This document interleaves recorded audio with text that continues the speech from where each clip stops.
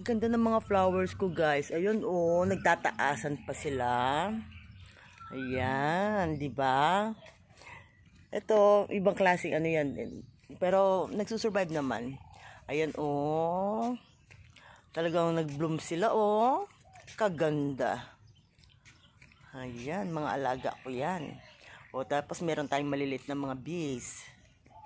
Ayan, hanggang dito. Ang ganda nito kulay na pula, oh. At saka ito, oh, ganda na kulay nila, guys. Tapos dito, ayan, yung aking kalamansi, ayun. Aking mga hanging plants. Ayan. Tayo. Di ba ang gaganda na yan? Mahal yan ang bili ko. At dito, mga 10 a.m. magbo-bloom yung mga flowers nila. Minsan, alauna, ganyan. Ayan na. Ang gaganda, iba-ibang kulay, guys. Pag nag-bloom sila, mamaya niyan. Ang ganda ng flowers niya, oh. Pati doon, oh.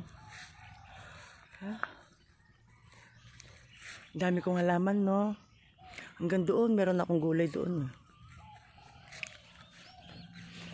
Yung mga sibuyas. Si Dami, oh, binabantayan yung pananim ko, eh.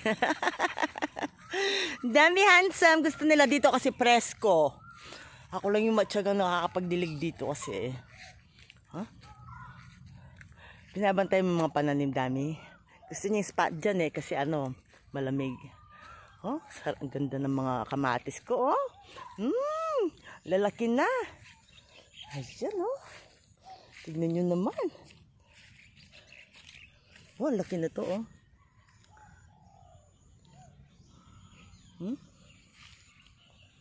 Ayun pa, oh. May mga bunga.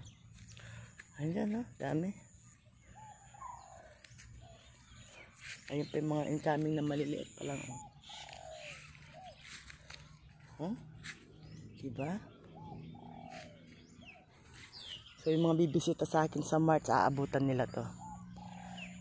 Pogi naman na may dami ko, si Leader. Tawag ko dyan si Leader. Si Straggler, ayun, nandoon sa ilalim ng papag. Tsaka si Betty. Si Dami. Si yan ni Paul, yung American. Sa akin natambay. Right, Dami? Okay po, thank you for watching. Ayan, place po namin dito sa Huyen. God bless everyone.